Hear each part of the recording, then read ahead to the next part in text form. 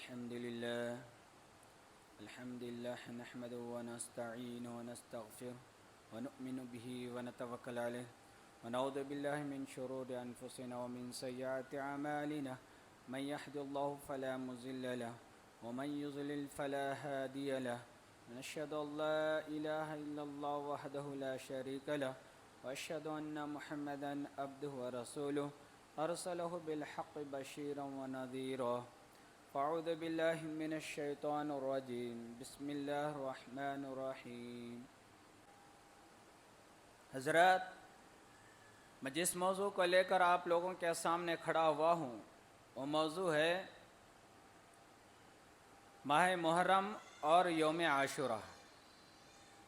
جس ماہ سے ہم گزر رہے ہیں وہ بہت ہی بابرکت والا مہینہ ہے، اور ان قریب جس مہینے میں ہم قدم رکھنے والے ہیں وہ بھی بہت ہی مقدس والا مہینہ ہے۔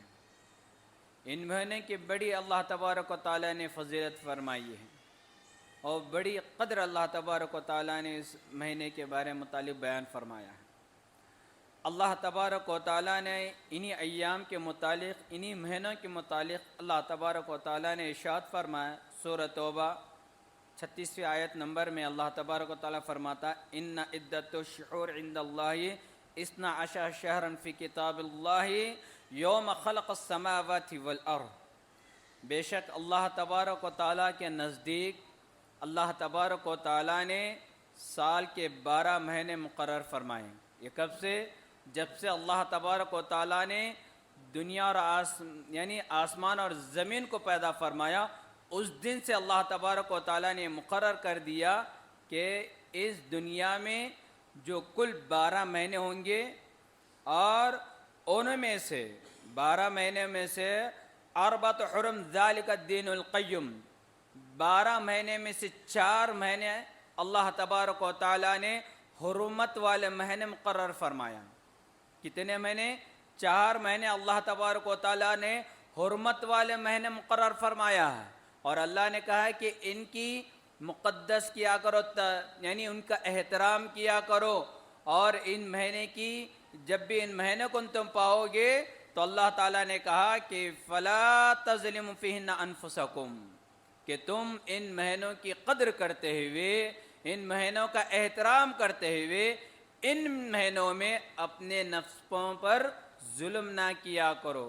اللہ نے کہا کہ تم اپنے نفسوں پر ظلم نہ کیا کرو۔ تو وہ کون سے مہینے ہیں؟ جو 4 مہینے اللہ تبارک و تعالیٰ نے جو حرمت والے مہینے مقرر کیے ہیں، جو تقدس والے مہینے اللہ تعالیٰ نے قرار دیا ہے، وہ کون سے ہیں؟ اللہ کے رسول صلی اللہ علیہ وسلم نے فرمایا، ابو بکر رضی اللہ تعالیٰ عنہ سے مروی ہے، وہ کہتے ہیں کہ اللہ کے رسول صلی اللہ علیہ وسلم نے فرمایا السنۃ 12 شہرا منها 4 حرم۔ اللہ تبارک و تعالیٰ نے مہینوں کی گنتی 12 رکھے ہیں، ان میں سے 4 مہینے حرمت والے مہینے مقرر فرمائے ہیں۔ وہ کون سے؟ 3 متوالیات۔ اللہ کے رسول صلی اللہ علیہ وسلم نے فرمایا ان میں سے 4 مہینے جو ان میں کے 3 مہینے جو لگاتار آتے ہیں، پے در پے آتے ہیں، وہ کون سے؟ ذی القعدہ، ذی الحجہ، محرم۔ ذی القعدہ، ذی الحجہ، محرم، ورجب المضر الذی بین الجمادی والثانی۔ جمادی ثانی، اللہ کے رسول سے فرمایا چوتھا مہینہ کون سا ہے؟ رجب المضر کا مہینہ ہے، جو جمادی الاخر اور شعبان کے درمیان میں پڑتا ہے۔ یہ جو مہینہ ہے یہ بھی حرمت والا مہینہ ہے۔ تو یہ جو 4 مہینے ہوتے ہیں یہ بہت ہی بابرکت والے، بڑے مقدس والے مہینے ہوتے ہیں، اور ان 4 مہینے کے ہمیں ان کی قدر کرنی چاہیے۔ آپ کو معلوم ہے ابن کثیر رحمہ اللہ بیان کرتے اس کی حکمت کیا ہے۔ ذی القعدہ، ذی الحجہ، محرم اور رجب المضر جو مہینے اللہ تعالیٰ نے مقدس فرمائے ہیں، اس کی حکمت کیا ہے؟ آپ کو معلوم ہے اس میں ایک ایسی عبادت کی جاتی ہے، ان مہینوں کے اندر، ان مہینوں میں ایک مہینے کے اندر ایک ایسی عبادت کی جاتی ہے جو اسلام کی بنیادی چیزوں میں سے ایک بنیادی چیز ہے۔ وہ کیا ہے؟ حج ہے۔ حج مبرور ہے، جو اللہ نے جس کو طاقت دی ہے تو وہ آدمی کیا کرتا ہے؟ ان مہینوں میں حج ادا کرتا ہے، اللہ کی عبادت کرتا ہے، حج کو ادا کرتا ہے، اور اس حج کو ادا کرنے کے لیے یہاں سے لوگ کیا کرتے ہیں؟ دور دراز کا سفر کرتے ہیں. دنیا کے مختلف علاقوں سے لوگ کیا کرتے ہیں؟ دور دراز کا سفر کرتے ہوئے کعبۃ اللہ پہنچتے ہیں، وہاں اللہ کی عبادت کرتے ہیں، حج ادا کرتے ہیں، حج مبرور ادا کرنے کی کوشش کرتے ہیں. حضرات، تو یہ وہ عبادت کے معنی ہیں جس میں بڑی معذب یعنی بڑی عبادت ہے، اور اس میں ادا کرنے کے رسول صلی اللہ علیہ وسلم نے حکم دیا. اللہ نے اس میں وہ حکم دیا کہ اللہ نے جس کو طاقت دی ہے اس کو ادا کرنے کی کوشش کرے. یہ تم پر فرض ہے، اور ہر مسلمان پر جو طاقت رکھتا ہے وہاں جا کر اللہ کی عبادت کرنا یہ فرض عین ہے، ہر مسلمان پر واجب ہے، ضروری ہے. تو حضرات، تو جب لوگ وہاں پر سفر کرتے ہیں تو ابن کثیر رحمہ اللہ بیان کرتے ہیں اس لیے مہمنا کہ بہت ہی بابرکت والا مہینہ ہے، کیونکہ اس سے پچھلے کہ لوگ بھی اس کی تعظیم کرتے تھے اور اس کی عبادت کرنے کی کوشش کیا کرتے تھے. ان ایام میں، ان حج کے ایام میں عبادت کرنے کی کوشش کیا کرتے تھے اور کعبۃ اللہ کا طواف کیا کرتے تھے. تو اس لیے اللہ تعالیٰ نے کیوں اس کو مقدس والے محرم یعنی حرمت والے مقرر کیا ہے؟ تاکہ جب وہ سفر کریں گے وہاں پر پہنچنے کے لیے تو وہ عبادت ادا کرنے کے لیے یہ ایک مہینہ بھی اللہ تعالیٰ نے حرمت والا مہینہ قرار دیا، تاکہ کوئی کسی پر ظلم نہ کرے. خصوصی طور پر جو سفر کرنے کی کوشش کرتے ہیں ایسے لوگوں پر ظلم نہ ہو جائے، ان لوگوں کو نہ ستایا جائے، نہ تکلیف دی جائے، آسانی کے ساتھ وہ کعبۃ اللہ پہنچ جائے. جب وہ عبادت کر کے ایک مہینے کے بعد وہاں سے لوٹتے ہیں، اپنے مقام پہنچنے تک، اپنے مقام کو پہنچنے تک صحیح سالم کے ساتھ وہ اپنے منزل تک پہنچنے کے لیے اللہ تبارک و تعالیٰ نے اس کے بعد والا ذی الحجہ کا جو مہینہ ہوتا ہے، اللہ نے ذی الحجہ کے مہینے کو بھی حرمت والا مہینہ قرار دیا گیا ہے، تاکہ بآسانی کے ساتھ اپنے گھر تک، اپنے منزل تک پہنچ سکے وہ حاجی لوگ. وہ عبادت کرنے والے لوگ اللہ کی عبادت کے غرض سے جو نکلے تھے وہ آسانی کے ساتھ اپنے گھر پہنچ سکے.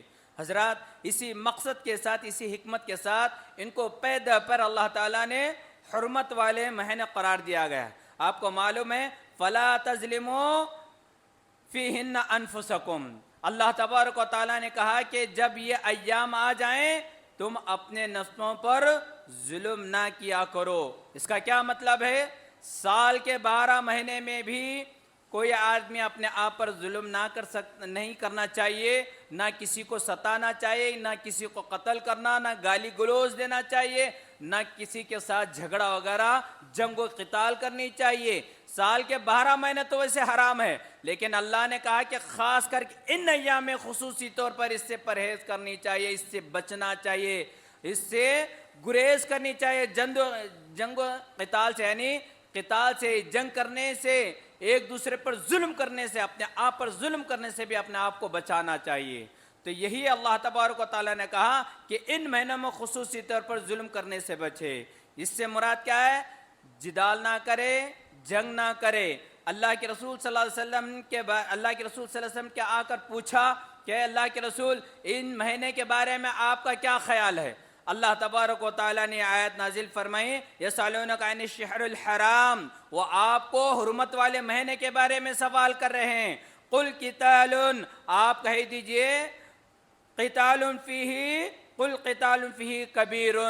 آپ ان کے بارے میں جب سوال کریں تو آپ کہہ دیجئے کہ ان میں ظلم کرنا، جنگ و قتال کرنا یہ کبیرہ گناہوں میں سے ہے. اللہ اکبر.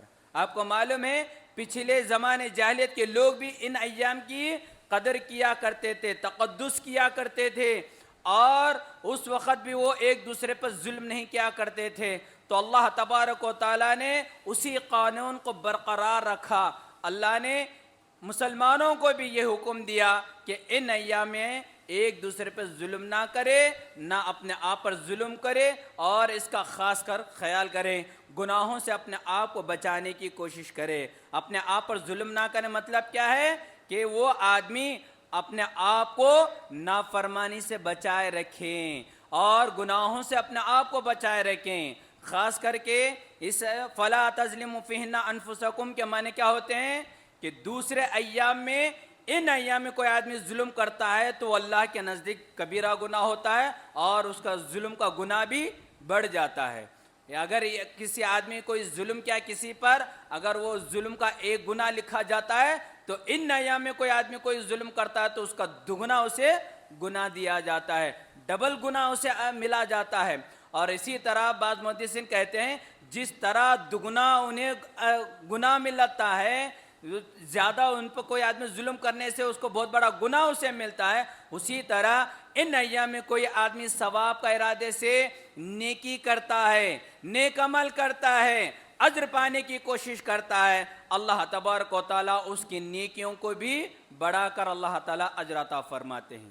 تو بات معلوم ہوتی ہے ان ایام کی بڑی قدر کرنی چاہیے، گناہوں سے اپنے آپ کو دور رکھنے کی کوشش کرے۔ آدمی جتنا زیادہ گناہ کرے گا اتنا زیادہ کیا ہو جائے گا، گناہوں میں ملوث ہوتے ہوتے گمراہ ہو جاتا ہے اور اس کا ٹھکانہ جہنم بن جاتا ہے۔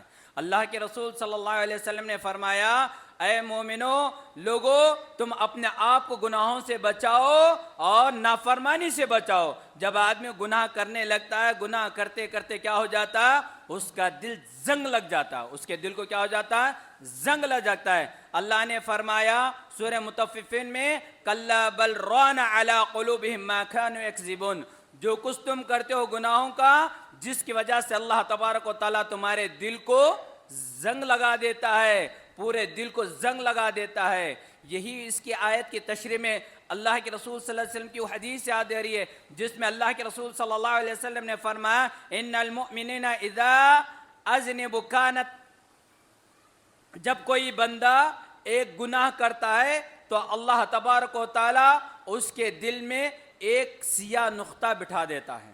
کیا کر دیتا ہے؟ ایک سیاہ نقطہ بٹھا دیتا ہے، ایک کالا سا نقطہ بٹھا دیتا ہے۔ جب مومن بندہ گناہ کرتا ہے تو اللہ اس کے دل پر ایک کالا نقطہ بٹھا دیتا ہے، اور آدمی توبہ کیے بغیر گناہ پہ گناہ کرتا جاتا ہے، گناہ پہ گناہ کرتا جاتا ہے، تو پھر وہ کیا ہو جاتا ہے، وہ گناہ کی وجہ سے اس کا دل کا جو سیاہ جو دھبا ہوتا ہے وہ بڑھتے بڑھتے بڑھتے اس کے پورے دل کو کالا کر دیا جاتا ہے۔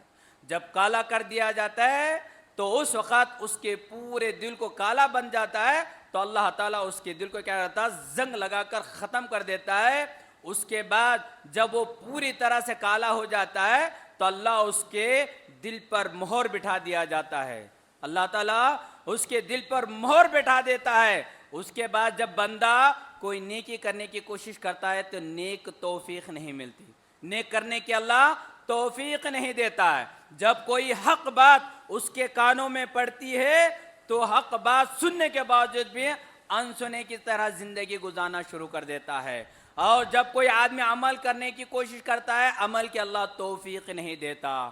تو اللہ تعالیٰ کیا کرتا ہے سورہ بقرہ میں کہ اللہ تبارک و تعالیٰ جب ختم اللہ علی قلوبہم وعلی سمعہم وعلی ابصارہم، اللہ نے سورہ بقرہ میں بھی ارشاد فرمایا اللہ اس پر مہر بٹھا دیتا ہے، اور ختم اللہ علی قلوبہم اس کے دل پر مہر بٹھا دیتا ہے، اس کے آنکھوں پر مہر بٹھا دیتا ہے، اس کے کانوں پر مہر بٹھا دیتا ہے۔ حق بات سننے کے بعد سننے کے اللہ توفیق نہیں دیتا، سمجھنے کی توفیق نہیں دیتا، اور اس کو حق بات صحیح چیز دیکھنے کے باوجود بھی وہ اندیکھے کی طرح رہ جاتا ہے۔ تو گویا کہ وہ آدمی دنیا کی لغزشوں میں پڑ جاتا ہے، دنیا کی عیاشی میں پڑ جاتا ہے، آخرت کو پوری طرح سے بھلا دیتا ہے۔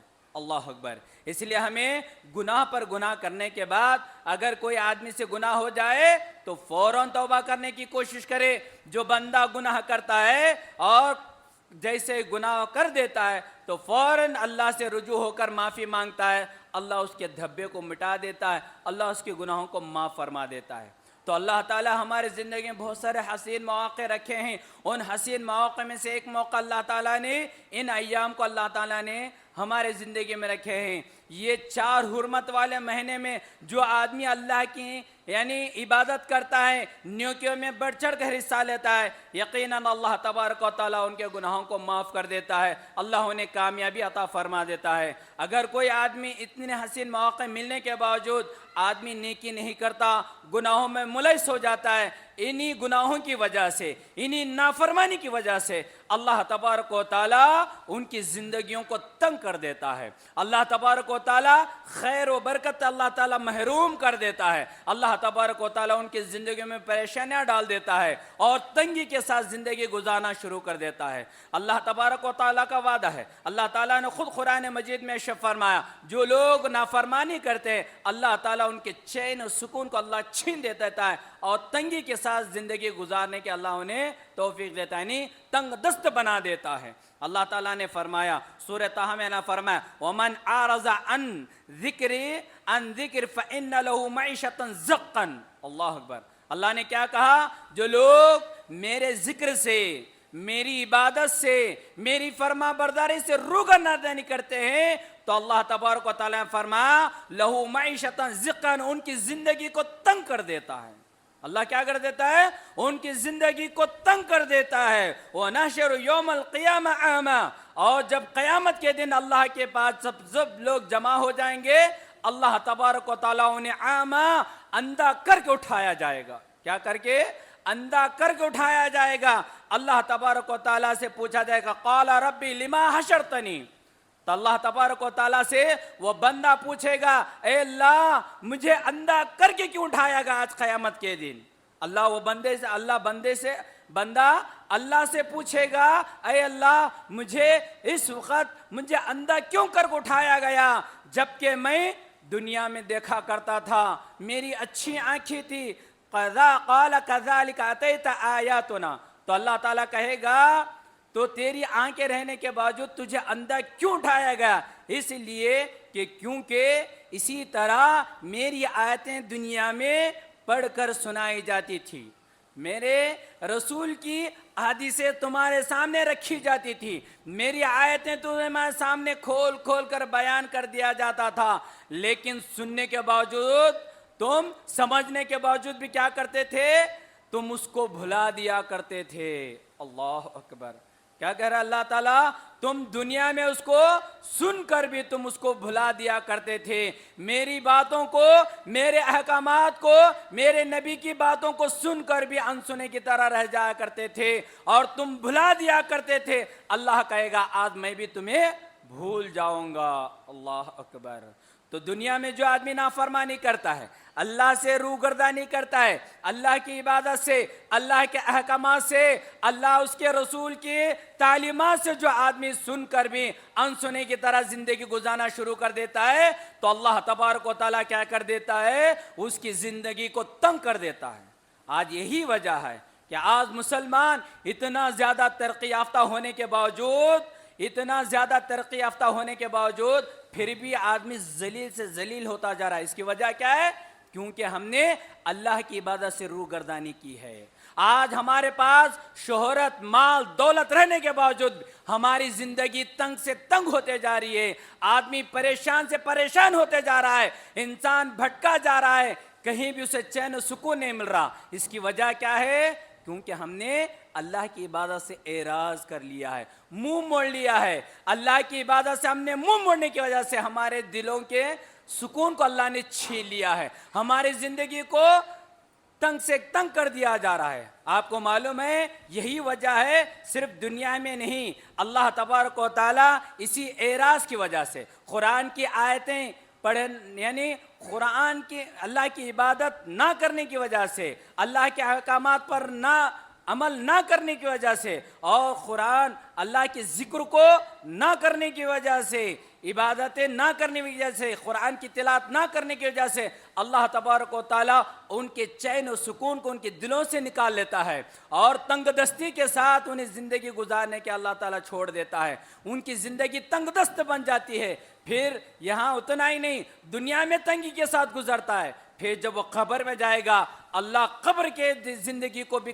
تنگ کر دیتا ہے، اور وہاں جانے کے بعد ایسے نافرمان، ایسے گنہگار لوگوں کو جو اللہ کے ذکر سے، عبادت سے دور ہو جاتا ہے تو ان کے قبر کو بھی دبا دیا جاتا ہے، تنگ کر دیا جاتا ہے، اور اسی طرح کل قیامت کے دن اللہ کے دربار میں جائے گا، بے چین بے قرار کے ساتھ وہ زندگی گزارے گا، میدان محشر میں بھی وہ نفس کے عالم میں زندگی گزارنے کی کوشش کرے گا، تو اللہ تعالیٰ وہاں بھی انہیں تنگ کر دے گا اللہ اکبر. اس لیے حضرات ہم اپنی زندگی کو غنیمت جانیں. انسان کی زندگی کوئی گارنٹی نہیں. انسان آج یہاں تو کل کہاں رہتا اس کی کوئی گارنٹی نہیں. ابھی یہاں مسجد میں بیٹھ کر ہم خطبہ سن رہے, پتہ نہیں کہ اپنے گھر کو صحیح سالم پہنچتے یا نہیں, اس کی کوئی گارنٹی نہیں. ان گارنٹی والی زندگی پر بھروسہ نہ کیا کرو, ان چیزوں پر بھروسہ کرو جو گارنٹی والی چیز ہوتی ہے. دنیا میں بھی ہم کوئی چیز خریدتے ہیں تو بار بار پرکھ پرکھ کے لیتے ہیں کون سی والی چیز گارنٹی ہے. تو جس طرح ہم دنیا میں دنیا کی چیزوں کو گارنٹی والی چیز کی فکر کرتے ہوئے حاصل کرنے کی کوشش کرتے ہیں, اسی طرح اپنی زندگی کو بھی گارنٹی والی زندگی پر بھروسہ کرنے کی کوشش کرے, گارنٹی والی زندگی کو کامیاب بنانے کی کوشش کرے. وہ کون سی ہے؟ دنیا کی زندگی ان گارنٹی ہے تو آخرت کی زندگی گارنٹی ہے. وہاں موت نہیں آتی. انسان کو یہاں موت آ جاتی ہے لیکن وہاں موت نہیں آتی. اس لیے اس زندگی کو کامیاب بنائے. اللہ نے اسی زندگی کو کامیاب بنانے کے لیے تمہیں دنیا میں بھیجا ہے تاکہ ان تنگ دستی میں تم اللہ کو کتنا یاد کرتے ہو. اللہ تعالیٰ ان آزمائشوں میں, ان تکلیفوں میں اللہ کو تم کتنا یاد کرتے ہو, اللہ کی عبادت کتنا کرتے ہو, اللہ کے کلام کو کتنا پڑھتے ہو, کتنا سمجھ کر اپنی زندگی میں ڈھانے کی کوشش کرتے ہو, اللہ کو کتنا یاد کرتے ہو, یہ دیکھنے کے اللہ تبارک و تعالیٰ نے تمہیں آزمائش کے لیے تمہیں اس دنیا میں بھیجا ہے. ایسی زندگی میں ہم غنیمت جانتے ہوئے اللہ کو یاد کریں, اس کی خوشنودی حاصل کرنے کی کوشش کریں, اس کی فرما برداری کو حاصل کرنے کی کوشش کریں. جتنا زیادہ ہم اللہ کی فرما برداری کریں گے اللہ ہمیں چین و سکون اور راحت عطا فرمائے گا, دنیا میں بھی آخرت میں بھی. آپ کو معلوم ہے ہماری نعمت سے چھیننے کی وجہ ہمیں خود ہیں. وما اصابکم من مصیبت فبما کسبت ایدی الناس. اللہ نے صاف طور فرمایا انسان کی زندگی میں جو بھی آزمائشیں آتی ہیں, جو بھی پریشانیاں آتے ہیں, اللہ خود بخود کسی پر ڈالتا نہیں ہے, کسی کو تکلیفیں نہیں دیتا. انسان خود اپنے ہاتھوں سے یہ مصیبت ڈال لیتا ہے, خدا ہاتھوں سے وہ مصیبت ڈال لیتا ہے, گناہوں کی وجہ سے, نافرمانی کی وجہ سے, اللہ کی عبادت سے روگردانی کی وجہ سے. قرآن کو سمجھ کر پڑھنے کے بجائے ہم ان سمجھے کی جیسا زندگی گزارتے ہیں. جو قرآن کے کلام پر عمل کرنے کے بجائے ہم غیروں پر عمل کرنے کی کوشش کرتے ہیں. ایسے لوگوں کو اللہ تعالیٰ بڑا آزماتا ہے, تنگ دستی میں اور بے چین بے قراری میں اللہ تعالیٰ ان کی زندگی کو بنا دیتا ہے. اسی لیے ہمیں چاہیے اللہ کی عبادت کرے. آپ کو معلوم ہے یہی نافرمانی کی وجہ سے اللہ تعالیٰ کی بے شمار نعمتیں ان سے چھین لی جاتی ہیں. آپ اندازہ کریں اگر کوئی اپنی زندگی میں کوئی نعمت چھین لی گئی ہے تو سمجھے کہ کہیں اپنی زندگی میں دوسروں کو ہاتھ ڈالنے کے بجائے, دوسروں کو انگلی بجائے, اس کی وجہ سے دوسروں کو دیش دینے کی وجہ سے, دوسروں پر انگلی دکھانے کے بجائے خود اپنے گریبان میں جھانکے میں کہاں اللہ کی نافرمانی کر رہا ہوں. اگر اپنے نگہبان میں جھانکو گے, اپنے گناہوں کی طرف رجوع کرو گے, توبہ کرنے کے اللہ توفیق دے گا. جو چھینی ہوئی نعمت ہے اللہ سے دوبارہ تم پانے کی اللہ توفیق تمہیں دے دے گا. آپ کو معلوم ہے کوئی گناہ کرتا ہے تو اللہ تعالیٰ اس سے نعمتیں چھین لیتا ہے. اللہ تعالیٰ بے سکون اتنا ہی نہیں بلکہ اللہ نعمتیں بھی چھین لیتا ہے. آپ کو معلوم ہے حضرت آدم علیہ السلام, حوا علیہ السلام کو اللہ تبارک و تعالیٰ نے جنت میں رکھا تھا. وَقُلْنَا يَا آدَمُ اسْكُنْ أَنْتَ زَوْجُكَ الْجَنَّةَ وَكُلَا مِنْهَا رَغَدًا حَيْثُ شِئْتُمَا. اللہ نے کہا اے آدم, اے حوا, تم دونوں کیا کرو, جنت میں سکون کے ساتھ زندگی گزارو, جہاں سے ہو سکے تم کھانا کھا لیا کرو, سکون و آرام کے ساتھ زندگی گزار لیا کرو. وَلَا تَقْرَبْ هَذِهِ الشَّجَرَةَ. اللہ نے کہا کہ ایک شرط ہے کہ اس درخت کے قریب تک نہ جانا. کیا کہا؟ چین و سکون سے رہو, کھاؤ پیو میری نعمتوں کو, اور جہاں سے ملے تم کھا لیا کرو, سکون سے رہو, لیکن ایک شرط ہے وَلَا تَقْرَبْ هَذِهِ الشَّجَرَةَ, تم اس درخت کے قریب تک نہ جانا. لیکن کیا ہوا؟ فَتَكُونَ مِنَ الظَّالِمِينَ. اگر تم جاؤ گے تو اپنے آپ پر ظلم کرنے والوں سے میں پا جاؤ گے. اللہ اکبر. اس کے باوجود انہوں نے کیا کیا؟ شیطانوں نے ورغلایا, اس کے درخت کے قریب گئے, اس کو پھل کو کھا لیا. اللہ تبارک و تعالیٰ کی ایک لغزش, ایک چھوٹی سی لغزش کی وجہ سے اللہ نے انہیں جنت جیسی نعمت کو چھین کر دنیا میں بھیجا. بھیجا کہ نہیں بھیجا؟ تو اللہ تبارک و تعالیٰ ایک چھوٹی سی نافرمانی لغزش کی وجہ سے, آپ بتاؤ حضرت آدم علیہ السلام کی چھوٹی سی لغزش کی وجہ سے آج صبح سے شام تک ہم کتنی نافرمانی کرتے ہیں. اللہ اکبر. ہم دوسروں پر نظر دولانے کے بجائے، دوسروں کو دوش دینے کے بجائے اپنے آپ پر دوش دینے کی کوشش کریں، اپنے نگہبان میں جھانک کر دیکھنے کی کوشش کرے، میں کہاں تک اللہ کی نافرمانی کرتا ہوں، کہاں تک میں فرائضوں کا ادا کرتا ہوں، کہاں تک فرائضوں کا ادا نہیں کر رہا ہوں، کہاں تک میں فرما مرداری کے اللہ کے حکم کے فرما مرداری کے مطابق زندگی گزار رہا ہوں، کہاں تک میں نافرمانی کر رہا ہوں۔ یہ اپنی نگہبان میں جھانک کر اپنا جائزہ لینے کی کوشش کریں گے، یقیناً اللہ تبارک و تعالی ہمارے گناہوں کو معاف فرمائے گا، اللہ ہمیں توبہ کی توفیق عطا فرمائے گا، اللہ تبارک و تعالی ہمیں نعمتوں سے نوازے گا، اللہ دنیا اور آخرت میں چین و سکون عطا فرمائے گا۔ حضرات، یہی اللہ تبارک و تعالی کہتا ہے الم یروکم اہلکنا، کیا آپ کو نہیں معلوم؟ اللہ کیا بول رہا ہے؟ ان نعمتوں کو کیسا چھینتا ہے؟ آپ کو نہیں معلوم پچھلی قومیں میں اللہ تعالیٰ نے تم سے بڑی قوم کو اللہ نے پیدا کیا، کیسی قوم کو کہ تم سے زیادہ طاقتور۔ آج ذرا کیا کمال کر لیا، چھوٹا سا کیا ایک سیٹلائٹ ہے، کیا ہم سے بڑا پاورفل نہیں بولتے، لیکن اللہ تعالیٰ نے کیا کہہ رہا ہے؟ تم سے بھی بڑے بڑے اللہ تبارک نے پچھلی قوموں کو مضبوط طاقت دیا تھا۔ کیا بنی اسرائیل کو معلوم ہے کہ وہ اپنے ناخنوں سے، اپنے ہتھیاروں سے یعنی کیا پہاڑوں کو کھود کر گھر بنایا کرتے تھے؟ اتنی طاقت اللہ نے دیا تھا، ایسی طاقت اللہ نے دیا تھا، اتنے مضبوط طاقتور تھے وہ لوگ کہ آپ اندازہ نہیں کر سکتے، اور اللہ نے ایسی مضبوط قوم کو بھی بڑی بڑی نعمتیں اللہ تعالیٰ نے عطا کیا تھا۔ اللہ نے آسمان سے منہ سلوہ بھی عطا کیا تھا۔ کیا کیا تھا؟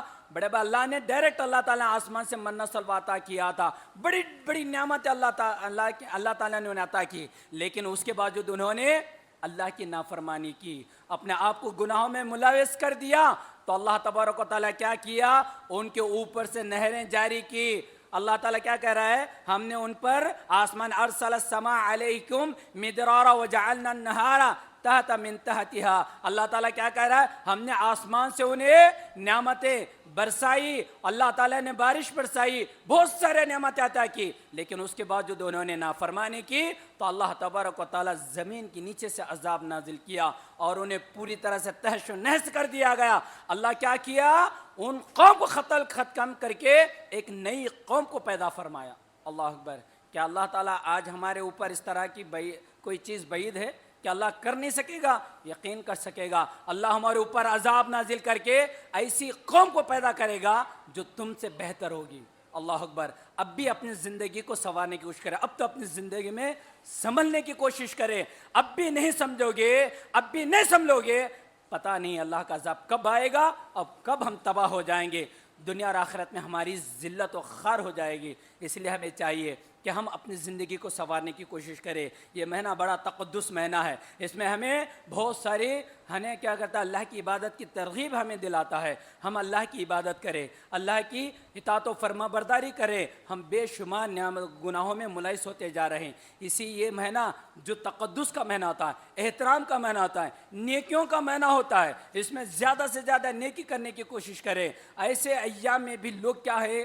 اتنے غیر گزرے ہیں، آج مسلمانوں میں سے بعض لوگ ایسے غیر گزرے ہیں، اتنا مقدس مہینہ رہنے کے باوجود پھر اس کے باوجود بھی ہم کیا کر رہے ہیں؟ شرک و بدعات میں، خرافات میں ڈوبے پڑے جا رہے ہیں۔ یہ مہینہ جیسا ہی آتا ہے محرم الحرام کا مہینہ، حرمت والا مہینہ، اس میں تقدس کرنے کے بجائے، اس کا احترام کرنے کے بجائے، اس میں نیک کام بڑھ چڑھ کر حصہ لینے کے بجائے الٹا ہم کیا کرتے ہیں؟ شرکی عمل کرنے کی کوشش کرتے ہیں، بدعت و خرافات انجام دینے کی کوشش کیا کر جاتا ہے، نافرمانی میں ہمیں ڈوبنے کی کوشش کی جاتی ہے، جس کی وجہ سے آج ہمیں ذلت و رسوائی کے دن دیکھنے پڑ رہے ہیں۔ اللہ اکبر! یہی وہ مہینہ ہے جس میں اللہ کے رسول صلی اللہ علیہ وسلم نے فرمایا، آپ کو معلوم بہت سارے لوگ شرکی اعمال کرتے ہیں۔ حسین رضی اللہ تعالیٰ عنہ کی محبت میں، حسین رضی اللہ تعالیٰ عنہ کی محبت میں بہت سارے لوگ شرکی اعمال تک چلے جاتے ہیں، بدعت و خرافات کرنا شروع کر دیتے ہیں۔ آپ کو معلوم ہے حسین رضی اللہ تعالیٰ عنہ کی بڑی فضیلت ہے، لوگ اسی مہینے میں ان کو یاد کر کے ماتم بناتے ہیں۔ آج لوگ انہی کو یاد کر کے کیا کرتے ہیں؟ ماتم بناتے ہیں، نوحہ خوانی کرتے ہیں اور ان سے مانگنا شروع کر دیتے ہیں۔ اللہ سے مانگنے کے بجائے ایسے ولی اللہ سے یعنی صحابہ سے مانگنا شروع کر دیتے ہیں، خدا کا درجہ تک دیتے نعوذ باللہ، اور انہی کے نام سے قربانیاں کرنے کی کوشش کرتے ہیں، ایسے شرکی اعمال کرتے ہیں۔ اگر وہ دیکھے صحابہ تو شرم کے مارے یہ ہو جاتے، ڈوب جاتے ہیں۔ اتنا زیادہ آج کی قوموں کو دیکھ لیتے ہیں۔ آپ کو معلوم ہے کبھی حسین حسین رضی اللہ عنہ اس طرح کی شرک کی طرف ترغیب نہیں دلا، کبھی انہوں نے بدعت و خرافات کی طرف یا گناہوں کی طرف ترغیب نہیں دلائے۔ بہت ہی بڑے ولی اللہ تھے وہ، بہت ہی اللہ کو ڈرنے والے، اللہ کو خوف کھانے والے تھے، ان کی بڑی فضیلت آئی حدیث میں۔ آپ کو معلوم ہے یہی وہ مہینہ ہے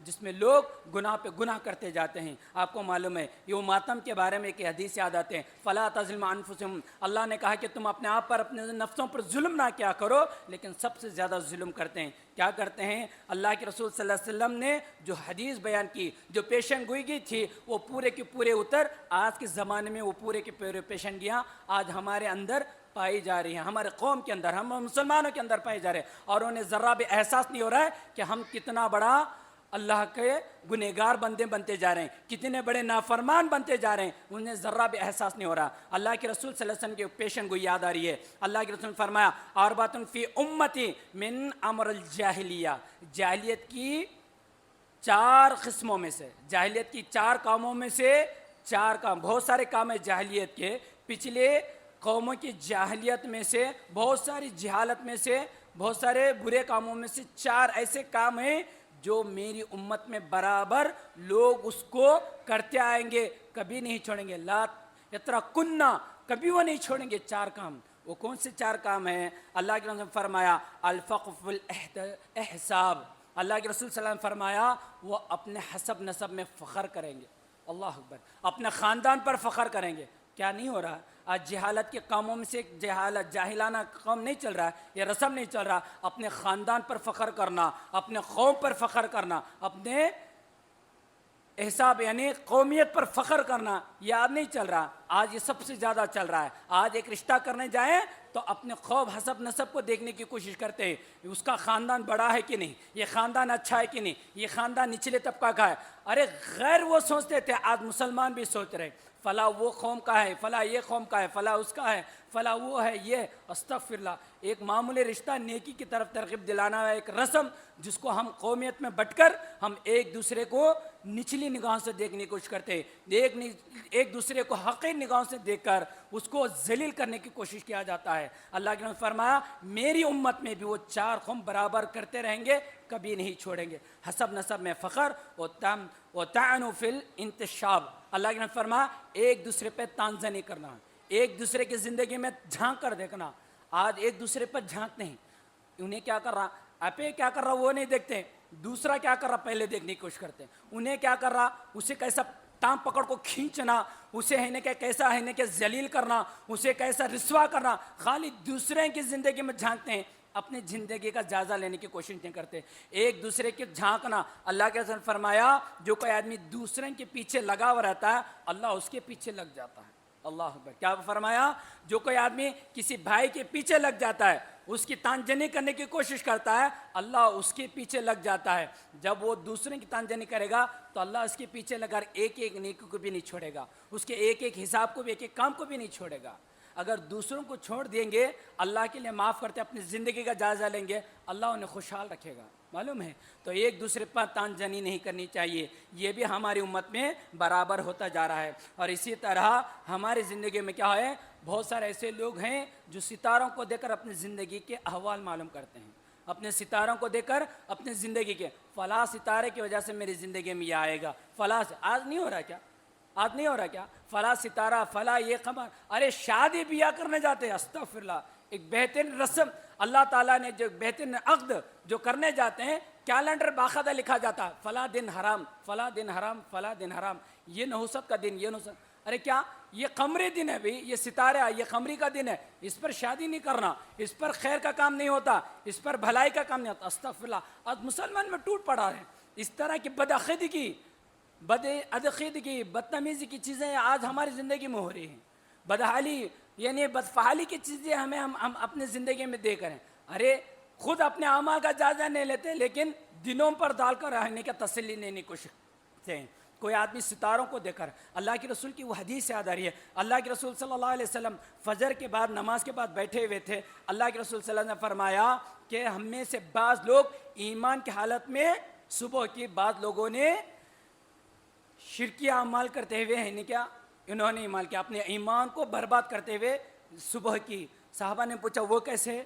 کچھ لوگوں نے کہا کہ ان ستاروں کی وجہ سے آج بارش ہوئی تو کہا کہ اس کے برباد ہو گئے، اس کے اعمال پورے برباد ہو گئے، بدعقیدگی کے ساتھ انہوں نے زندگی گزاری، انہیں شرکی اعمال کیا، وہ برباد ہو گئے۔ جن لوگوں نے کہا کہ نہیں یہ اللہ کی طرف سے، یہ اللہ کے فضل سے، اللہ کی رحمت ہم پر نازل ہوئی، وہ لوگ کامیاب ہو گئے۔ بولے اللہ اکبر۔ آج نہیں ہو رہا ہے، آج لوگ دیکھتے ستاروں کو دیکھ اپنی زندگی معلومات کر رہے ہیں، ستاروں کے ذریعے سے اس طرح کے فیصلہ کرنے کی کوشش کرتے ہیں، یہ بالکل سراسر غلط ہے۔ اس طرح کے الفاظ اپنے زبان میں کبھی نہیں لینے چاہیے، اس طرح کا عقیدہ اپنی زندگی میں کبھی نہیں لانی چاہیے۔ اس طرح کے جو لوگ ستاروں کو دیکھ کر زندگی کا احوال معلوم کرتے ہیں، وہ زمانے جاہلیت کی عمل میں سے ایک عمل ہوتا ہے۔ اسی طرح اللہ کے رسول صلی اللہ علیہ وسلم نے یہ فرمایا، نوحہ خوانی کرنے والی اولاد، نوحہ خوانی کرنے والی اولاد کل قیامت کے دن ایسا آئے گی۔ اللہ اکبر۔ اللہ فرمائے جہالت کی ایک جہالت یہ بھی ہے کہ جب کسی کے گھر میں موت ہو جائے یا کوئی کسی کی زندگی میں یعنی بدعمل یعنی پریشانی آ جائے تو نوحہ خوانی کرنا شروع کر دیتے ہیں۔ نوحہ خوانی کس کو کہتے ہیں؟ چیخنا، چلانا، پھاڑ لینا، سینہ چاک کرنا۔ آپ کو معلوم ہے اسی حدیث میں اللہ کے نے فرمایا جو عورت نوحہ خوانی کرتی ہے کل قیامت کے دن اللہ تبارک و تعالیٰ اسے جب اٹھایا جائے گا تو اس کے جسم پر تارکول کا لباس پہنایا جائے گا۔ اللہ اکبر۔ تارکول کا لباس اس پر پہنایا جائے گا، خراق یعنی کھجلی والا ایک بیماری اس پر ڈال دی جائے گی، اور اوپر سے تارکول کا لباس، اندر سے ایک بیماری کھجلی والی، جب دونوں اس پر ملحس ہو جائیں گے تو وہ عورت کیا چین سے رہ سکے گی؟ ایک سیکنڈ پہ بیٹھ سکے گی؟ نہیں بیٹھ سکے گی۔ جبکہ نفسی نفسی کا علوم ہوگا میدان محشر میں، جب سورج قریب ہوگا، پریشانی کی وجہ سے، اس تپش کی وجہ سے لوگ گناہوں میں پسینے میں ڈوبے پڑیں گے۔ ایسے وقت میں کسی عورت پر، کسی بھی انسان پر تارکول کا لباس پہنا کر کھجلی والی بیماری اس پر ڈال دیا جائے گا تو اس کا کیا حشر ہوگا آپ اندازہ لگا سکتے ہیں۔ اللہ اکبر۔ اللہ بچائے، اللہ عیاذ باللہ، اللہ حفاظت فرمائے۔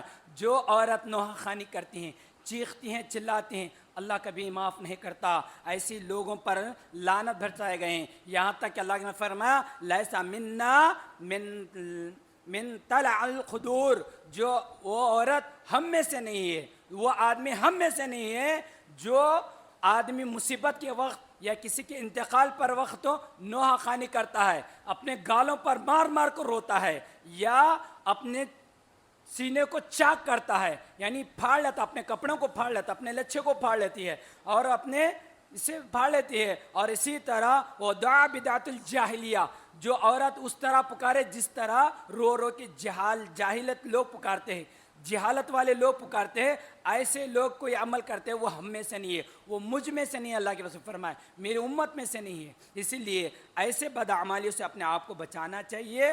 اللہ کے رسول نے فرمایا جو بھی مصیبت آتی ہے وہ اللہ کی طرف سے آزمائش کے طور پر آتی ہے۔ وَلَنَبْلُوَنَّكُمْ بِشَيْءٍ مِّنَ الْخَوْفِ وَالْجُوعِ، جب بھی اللہ تعالیٰ آزماتا ہے کئی چیزوں سے انسان کی زندگیوں میں آزماتا ہے۔ اللہ تبارک و تعالیٰ کئی چیزوں سے اللہ ان کی زندگی میں آزماتا ہے۔ انہوں نے آزمائشوں کو، اس پر آزمائش جب آئے تو اس پر صبر کرنے کی کوشش کرے۔ کسی کے گھر میں موت دے کر، کسی کے مال کو چھین کر، کسی کے اندر تنگ دستی کے ساتھ اللہ آزماتا ہے۔ جب بھی کوئی مصیبت آئے، اذا اصابت مصیبہ قالوا انا للہ و انا الیہ راجعون، جب بھی کوئی مصیبت آتی ہے تو صبر کرے، صبر کے ساتھ آدمی کی اللہ کی تعریف بیان کرے، انا للہ و انا الیہ راجعون۔ اللہ نے کہا وبشر الصابرین، ایسے صبر کرنے والوں کے لیے بشارت ہے، اللہ کی رحمتیں، اس کی برکتیں ان کی زندگی میں نازل ہوتے رہتی ہیں۔ اسی لیے ہمیں چاہیے ایسے تنگ دستے میں ہمیں کیا کرنا ہے؟ صبر کرنی چاہیے۔ محترم حضرات، یہ کچھ باتیں تھیں اور کئی باتیں ہیں کہ حضرت حسین علیہ السلام کا کیا مقام و مرتبہ تھا اور ان کی زندگی کو کس طرح کربلا کے حال میں لایا گیا، وہ کیا کیا اعمال تھے جس کی وجہ سے ان کے تنگی آئی اور کس وجہ سے ان کی فضیلت کیا ہے۔ انشاءاللہ کبھی موقع ملا تو اپنے آپ لوگوں کے سامنے رکھنے کی کوشش کروں گا۔ بہت ساری باتیں ہیں، اسی مہینے میں بارہا حسین رضی اللہ تعالیٰ کو یاد کیا جاتا ہے۔ دیکھیے حسین رضی اللہ تعالیٰ کا اس دنیا سے چلانا یہ ہمارے لیے ناقابل برداشت، یعنی کوئی ایک ہمارے لیے غمگین کی بات ہے۔ ایک مومن ہونے ناطے ایک کوئی مومن بندہ یا کوئی بھی آدمی اس طرح کی کسی کی زندگی میں جائے یہ غم کی بات ہے، لیکن اس غم کی بدولت کوئی آدمی شرکی اعمال کرنا، بدعت و خرافات کے اعمال کرنا، جاہلیت کی عمر میں سے جہالت کا کوئی عمل کرنا، یہ قرآن حدیث اس طرح کی تعلیم نہیں دیتا۔ ہمیں کیا تعلیم دیتا ہے؟ ایسے وقت میں صبر کرنی چاہیے، ان کے حق میں دعا کرتے رہنی چاہیے، جتنا زیادہ دعا کرے گا اتنا زیادہ ہمیں کامیابی ملے گی۔ اس لیے ہمیں چاہیے اپنی زندگی کو سنوارنے کی کوشش کرے، نافرمانی سے اپنے آپ کو بچانے کی کوشش کرے، شرکی اعمال سے اپنے آپ کو بچائیں گے، یقیناً اللہ تبارک و تعالی ہمیں کامیابی عطا فرمائے گا۔ ٹائم ہوتا جا رہا ہے، اپنے موضوع کو سمیٹتے ہیں، میں اللہ سے دعا کرتا ہوں اللہ تبارک و تعالی ہم تمام کو کہی سنی باتوں سے زیادہ اس پر عمل پر رہنے کی توفیق عنایت فرمائے۔ اللہ جب تک اس دنیا میں رکھے تو ایمان کی حالت میں رکھے، خاتمہ تو خاتمہ بالخیر ہونے کی اللہ توفیق عنایت فرمائے۔ الہ رب العالمین ہمیں سے جو بیمار ہیں اللہ انہیں شفا عاجلہ عطا فرما، جہاں کہیں مسلمان پریشان اللہ ان کے پریشان کو دور عنایت فرما، نت نئے فتنوں سے اللہ حفاظت فرما، نت نئے بدعت و خرافات سے اللہ ہمیں حفاظت فرما، اللہ ہم تمام کو شرک اعمال سے اللہ حفاظت فرما۔ اللہ جب تک اس دنیا میں اللہ تعالیٰ جب تک ہمیں دنیا میں رکھے تو اللہ تیری فرما برداری کے ساتھ زندگی گزارنے کی توفیق عنایت فرما، خاتمہ تو خاتمہ بالخیر ہونے کی اللہ توفیق عنایت فرما۔ الہ رب العالمین ہم تمام کو 5 وقتہ نماز کا پابند بنا، اللہ تیری عبادت کرنے، اللہ ہمہ وقت اللہ تیری عبادت کرنے کی توفیق عنایت فرما۔ الہ رب العالمین ہم جتنے بھی لوگ اس دنیا سے کوچ کریں اللہ انہیں کروڑ کر جنت نصیب عطا فرما، ان کے لیے جنت کی کھڑکیوں کو کھول دے، جہنم کی کھڑکیوں کو بند کر دے۔ الہ رب العالمین ہم تمام کو اللہ تعالیٰ آخرت میں کامیابی عطا فرما۔ الہ رب العالمین ہم تمام کو جہنم سے اللہ حفاظت فرما، اللہ ہم تمام کو جنت الفردوس میں جگہ عنایت فرما۔ آمین ثم آمین۔ سبحانک اللہم بحمدک نشہد ان لا الہ الا انت استغفرک واتوب الیک۔ سبحانک ربک رب العزت عما یصفون وسلام علی المرسلین والحمد للہ رب العالمین وما علینا الا البلاغ المبین۔